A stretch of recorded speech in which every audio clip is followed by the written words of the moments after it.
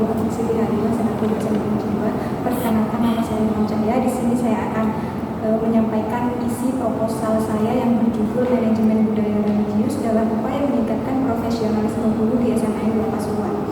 Mengenai latar belakang masalah, berdasarkan yang sudah disampaikan oleh dosen pembimbing, bahwa penulisan latar belakang masalah dalam sebuah penelitian harus dilandasi oleh 5 landasan. Yang pertama, landasan teoritis; yang kedua, landasan yuridis; yang ketiga, landasan filosofis; yang keempat, landasan historis; dan yang kelima adalah landasan empiris. Nah, dari judul ini ada 2 variabel dependen dan variabel independen.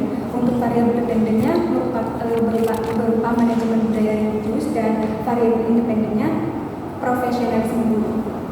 Seperti yang kita tahu, bahwa tujuan pelaksanaan pendidikan di sekolah yaitu untuk membentuk siswa Indonesia menjadi generasi yang berpendidikan, cerdas, dan berkarakter. Untuk mewujudkan hal tersebut, maka dilaksanakan kegiatan pembelajaran di sekolah dan pembiasaan yang baik. Nah, untuk kegiatan pembelajaran di sekolah ini, peranan pengajar atau peranan pendidik itu sangat diperlukan untuk mengoptimalkan aktivitas pembelajaran di dalam sekolah. Oleh karena itu, berdasarkan Undang-Undang Nomor 23 Tahun 2017 Pasal 1 tentang pendidikan, disebutkan bahwa guru adalah pendidik profesional dengan tugas utama mendidik, mengajar, membimbing, mengarahkan, melatih, menilai, dan mengevaluasi peserta didik pada pendidikan anak usia dini, jalur pendidikan formal, pendidikan dasar, dan pendidikan menengah. Dan disebutkan pula pada Undang-Undang Nomor 14 Tahun 2005 tentang guru dan dosen pada pasal 10 ayat 1 bahwa standar kompetensi yang wajib dimiliki guru agar menunjang para guru dapat mengajar dengan baik dan benar ada 4 kompetensi. Yang pertama, kompetensi pedagogik; yang kedua, kompetensi kepribadian; yang ketiga, kompetensi sosial; dan yang keempat, kompetensi profesional. Nah, kompetensi profesional ini masuk ke dalam judul penelitian saya, yaitu profesionalisme guru, di mana profesionalisme guru merupakan komitmen guru dalam meningkatkan keaktifan dan keefektifan dalam aspek perencanaan pembelajaran, pelaksanaan pembelajaran, dan peningkatan hasil pembelajaran sebagai kontribusi pada kualitas kinerjanya. Oleh karena itu, guru wajib memiliki budaya yang baik, positif. Bahkan Allah berfirman dalam Al-Quran, "Innallaha la yughayyiru ma biqaumin hatta yughayyiru ma bi anfusihim." Allah tidak akan merubah sesuatu kaum sehingga mereka merubah keadaan yang ada pada diri mereka sendiri. Dari ayat tersebut saya mendapati bahwa kebiasaan itu akan menjadi sebuah karakter. Oleh karena itu, guru wajib mempunyai kebiasaan yang baik. Maka dari itu saya tertarik untuk meneliti manajemen budaya religius. Apakah manajemen budaya religius ini mampu menjadi faktor untuk meningkatkan profesionalisme guru? Dari observasi awal yang saya lakukan di SMAN 2 Pasuruan, mohon maaf karena saya melakukan hanya beberapa jam, karena untuk akses memasuki SMAN 2 Pasuruan dan untuk interaksi kepada staf-staf di sana butuh surat izin. Jadi saya hanya melakukan observasi baik sosial media terhadap salah satu guru yang mengajar di SMAN 2 Pasuruan. Nah, bentuk-bentuk budaya religius yang saya dapati di SMAN 2 Pasuruan itu ada 3 jenis. Ada 3 klasifikasi bentuk-bentuk budaya religius. Yang pertama, bentuk-bentuk budaya religius yang dilakukan setiap hari; yang kedua, setiap setiap minggu; dan yang kedua, bentuk budaya religius yang dilakukan setiap tahun. Untuk bentuk-bentuk budaya religius yang dilakukan setiap hari seperti sholat berjamaah. Sholat berjamaah dilakukan karena sistem di SMA 2 Pasuruan ini memasuki sistem full day, di mana kegiatan pembelajarannya dimulai dari pagi sampai sore. Oleh karena itu, sholat berjamaah diwajibkan di sana, dari sholat duha, sholat zuhur, dan sholat asar.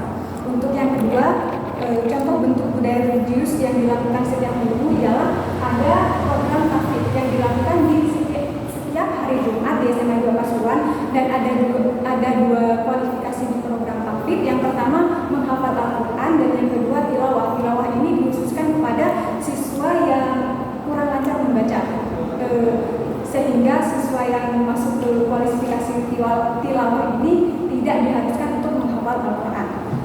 Dan yang ketiga, bentuk budaya religius yang dilakukan setiap tahun ialah seperti kegiatan Pondok Ramadan, peringatan Maulid Nabi Muhammad, peringatan Hari Raya Idul Fitri dan Idul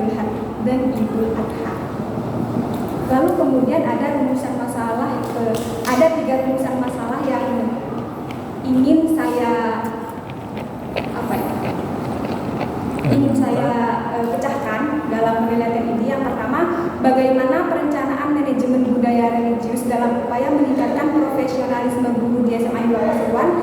Yang kedua, bagaimana pelaksanaan manajemen budaya religius dalam upaya meningkatkan profesionalisme guru di SMA 2 Pasuruan.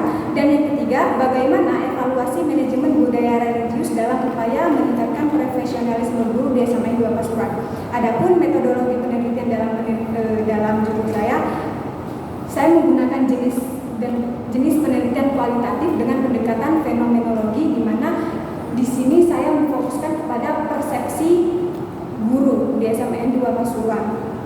Untuk data dan sumber data, data primer saya mengambil kepala sekolah dan guru di SMN 2 Pasuruan, dan data sekunder untuk mendukung penelitian saya ambil dari buku, majalah, dokumen resmi sekolah, arsip, dan lain-lain. Selanjutnya, teknik pengumpulan data. Teknik pengumpulan data untuk penelitian ini saya menggunakan teknik observasi, wawancara, dan dokumentasi. Untuk analisis datanya, saya menggunakan 4 tahap di sini. Yang pertama, pengumpulan data, yang kedua reduksi data, yang ketiga penyajian data, dan yang terakhir verifikasi data atau penarikan kesimpulan. Lalu uji keabsahan data. Untuk kredibilitas data yang saya dapatkan, saya menggunakan beberapa teknik. Yang pertama, perpanjangan pengamatan, yang kedua meningkatkan keterangan, yang ketiga triangulasi, yang keempat menggunakan bahan referensi, dan yang terakhir adalah mengadakan member check. Perpanjangan pengamatan saya lakukan karena penelitian saya butuh pengamatan yang mendalam mengenai manajemen budaya religius yang ada di SMA 2 Pasuruan. Mungkin itu saja yang dapat saya sampaikan. Masih 2 menit, Pak. Masih 2 menit. Sudah cukup. Baik, selanjutnya